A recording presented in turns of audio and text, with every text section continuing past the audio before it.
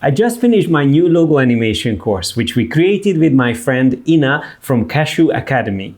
I am so excited to share one of the lessons from this course with you today. For the first time on this channel, you will get the chance to learn some amazing motion design techniques using Adobe After Effects.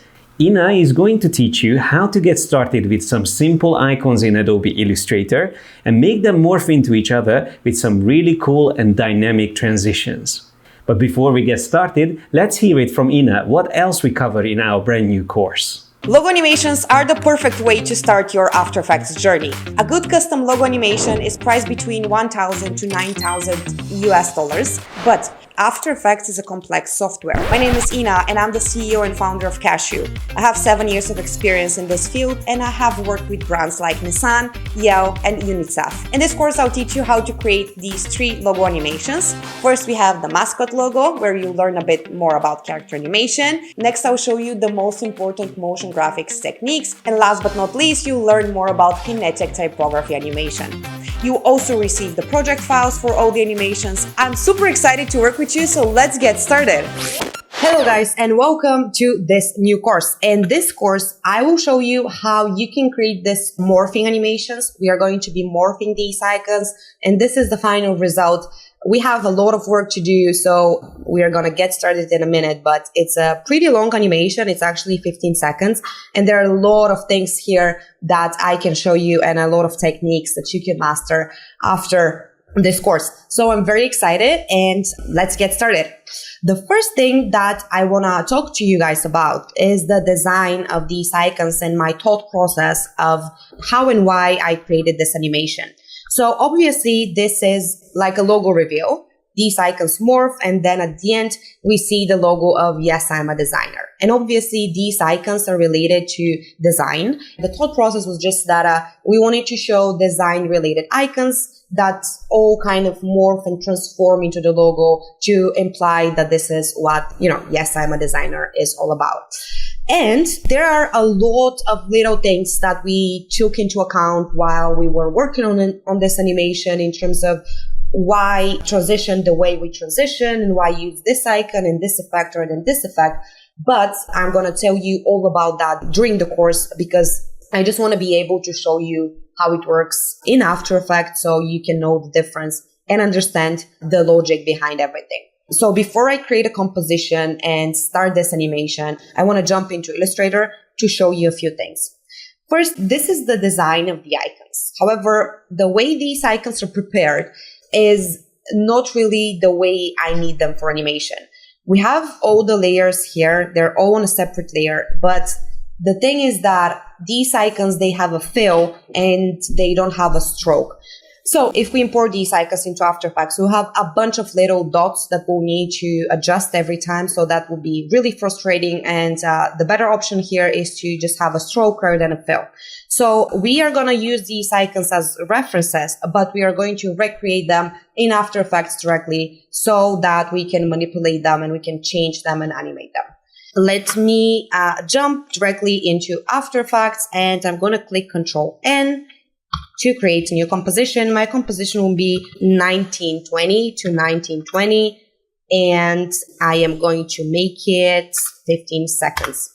All right, this is my composition. Let me just quickly rename that. I'm just going to name that tutorial. First, let's add a solid layer. So the background, Ctrl-Y, or you can also click Layer, New Solid Layer. So I'm clicking Ctrl-Y, and this will be my background color. I'm going to click Enter and rename that BG. Now, this whole animation starts with a little white dot that transforms into this icon. So we're going to start with the white dot. Let me go back here. I am going to click here and title action save because I just want to have my grid. And I'm going to lock this layer. Actually, before we start with the white dot, let's first create this icon because I want to have a reference like where this dot should stop and transform into the other icon. So I am going to import the icons that I showed you. Here are the icons, and remember here you should click on import as composition retain layer sizes. This is important, and this is our composition now. Okay, Let me open it up. There's some empty layers here that I want to delete. And then I'm going to click on this icon so I can have the transparent grid. And I am going to just copy this icon. This is the first icon. Okay, let me go back here and I'm going to paste it. And I am going to rotate it because we are not going to use the rotation that we have in the original file. Let me just make sure it's a straight. Yeah, okay. This is definitely not the center. So I feel like this is the center of, let me zoom out a bit. If you're really picky, you can just open the proportional grid and adjust the, okay, yeah. So in my case, this is the center. So now we have this icon being at the center.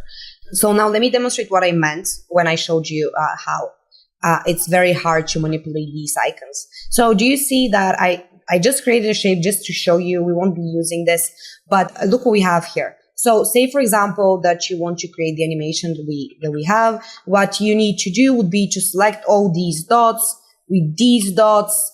I mean, the shape is too complex and it's very hard to animate. Especially here with these lines, you have to basically move a bunch of things that, I mean, this is just too complex and not needed. That's why we'll need to recreate it. So I am going to hold my left key and click on this icon here. And I am going to draw a shape. Let's remove the stroke. Let's remove the fill. And let's add some stroke. I'm going to make it 26. Now, let me open up stroke. Actually, let me open up first the shape, like rectangular part 1. And let's adjust the roundness. It's a bit too much now. I think this is good. Yes, let's move this a little bit here. It doesn't have to be one-on-one. As you can see here, I can still see some black lines from my reference, but I mean, this is okay for now. Then I am going to click on the pen tool. Just make sure you don't have the shape selected because we want to be creating a new shape and not a path inside this shape. So let's click on the pen tool as I mentioned, and let's just draw a simple line like this. Now, the only thing left is to just draw these lines, and that's super simple. I am just going to, again, click on the pen tool and draw a simple line. Let me select these two dots, move them up a bit like this. Let's open up this shape and stroke. Just make sure we have a round cup and a round joint. Next, let's just change the anchor point by clicking Y and dragging the anchor point here. And now I am going to duplicate it once, rotate it, change the position, and just adjust the rotation. And I'm going to follow the same process for the other 3 lines.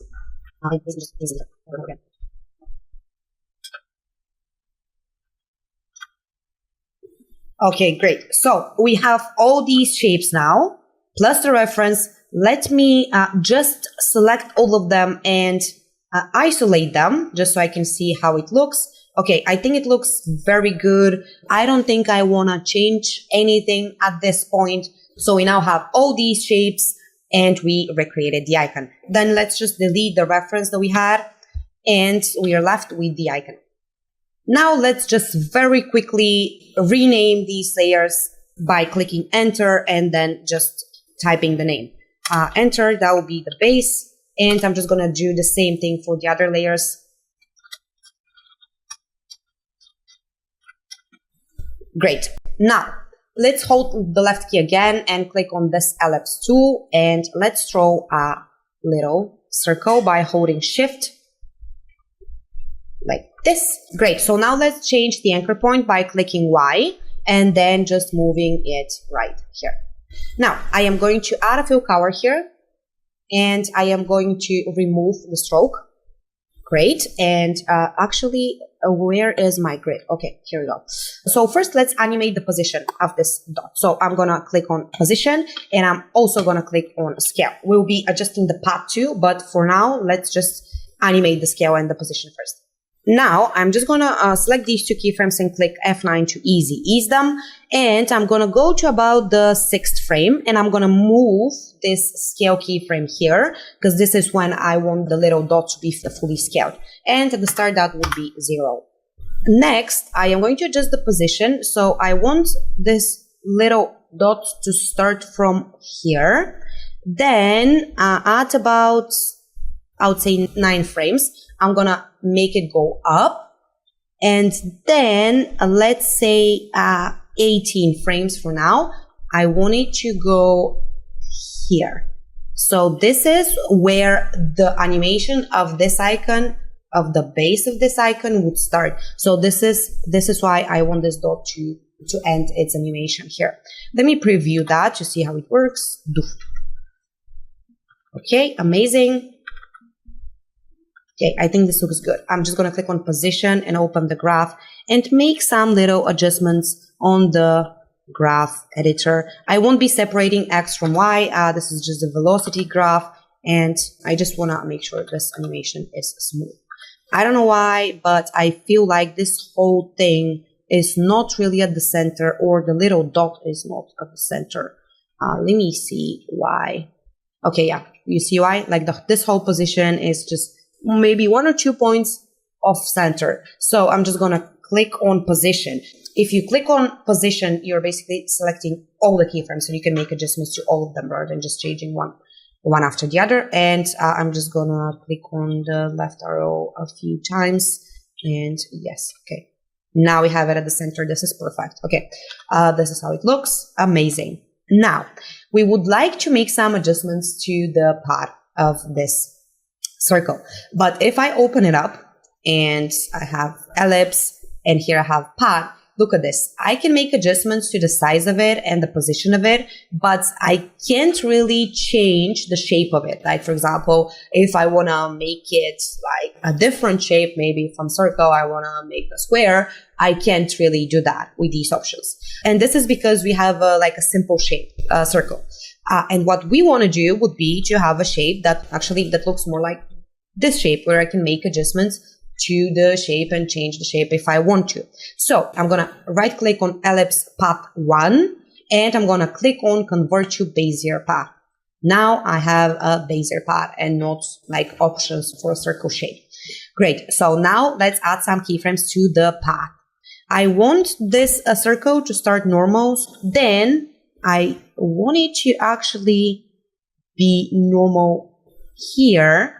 Although, let's play around with this. I'm just going to select on this dot and just move it down a bit. Boom. And then here,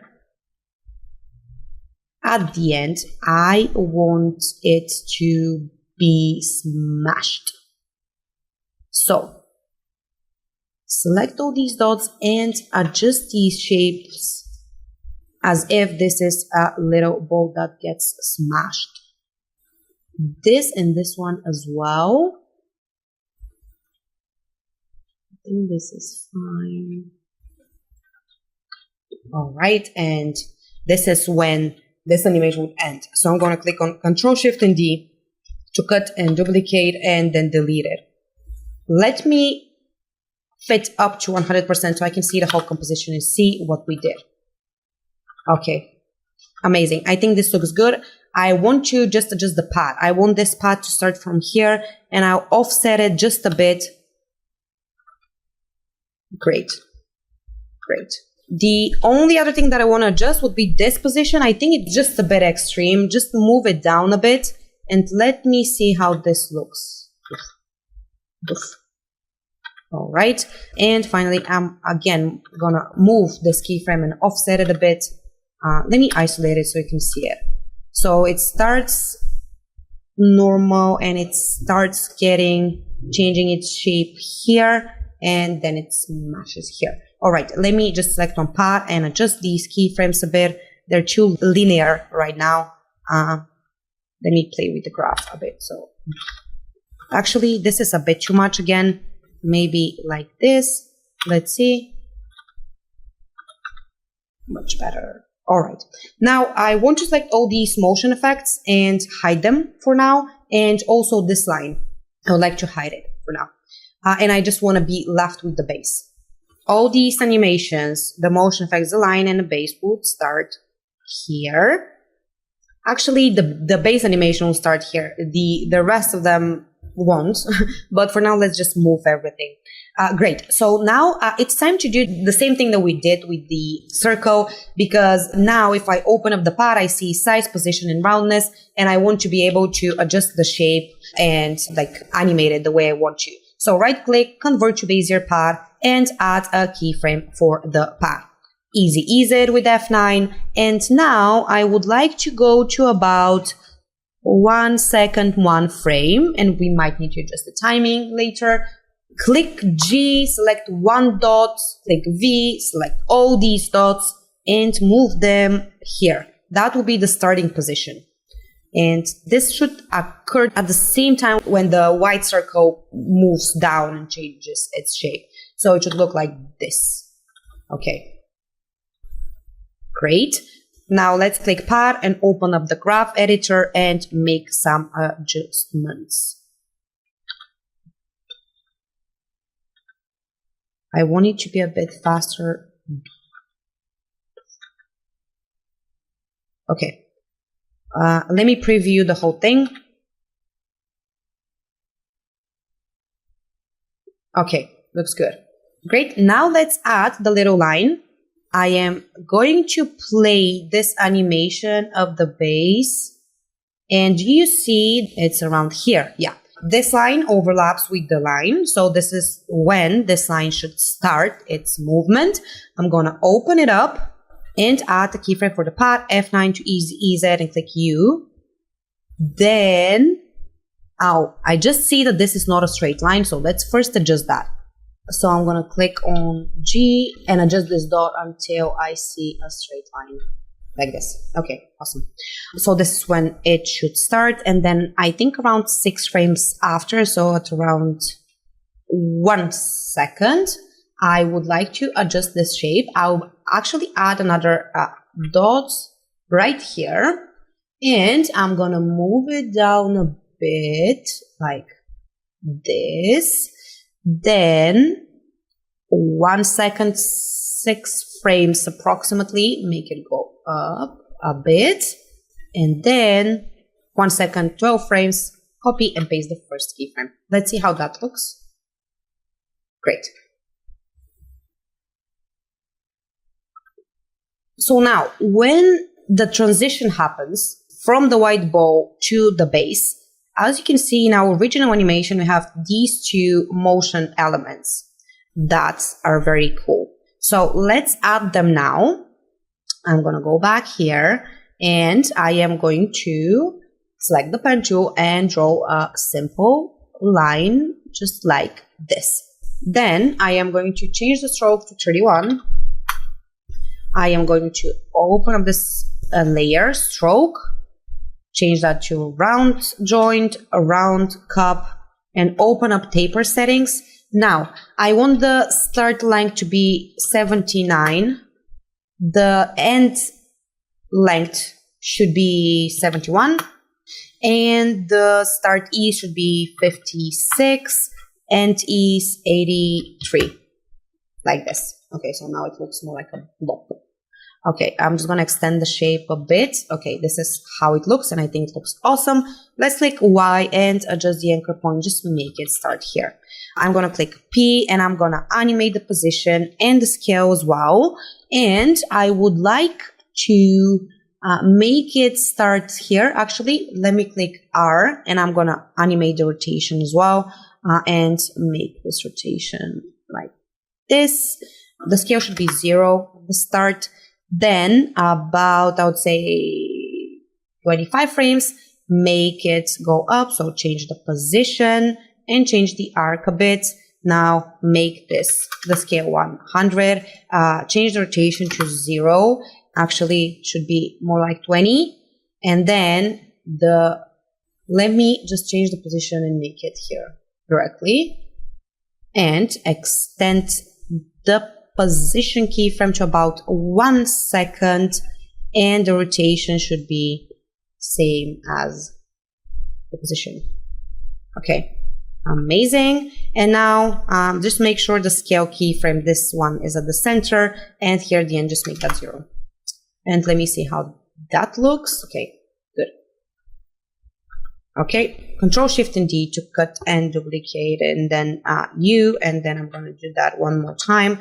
All right, so let me see the timing now. Okay, this is a bit slow. I would like it to start maybe here. Okay, amazing. And actually, let me scale it up a bit more.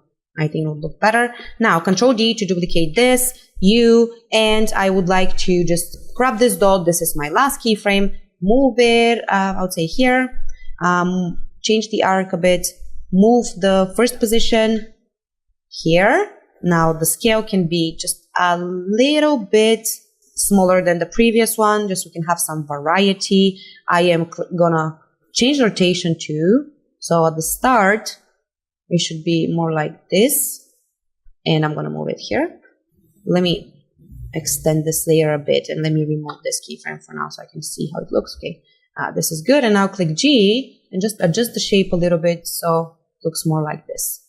All right. And then scale here should be 0. Let me see how that looks. Okay, I think these are a bit too fast, so let me extend them to about 1 second and same here. Okay, the last thing would be to just change the end position of this layer because I just think it's not proportionate with the other one. It doesn't look so good. Okay. All right, let's offset them a bit, just 2 frames. Great. Awesome. Okay, so now we are ready with this one, and I'm very excited to continue with the rest of the animation in the other lesson. I'm gonna see you very soon. I hope you found this tutorial useful. Thanks a lot, Ina, for all the amazing tips and techniques. Click on the link in the description below to find out more about the course and how to enroll. If you want to get free access to it, all you need to do is to comment on this video explaining what is holding you back from learning motion design. We will randomly pick 10 answers and enroll those who wrote them to the course for free. Thanks a lot for joining us today, and I will see you in the next one.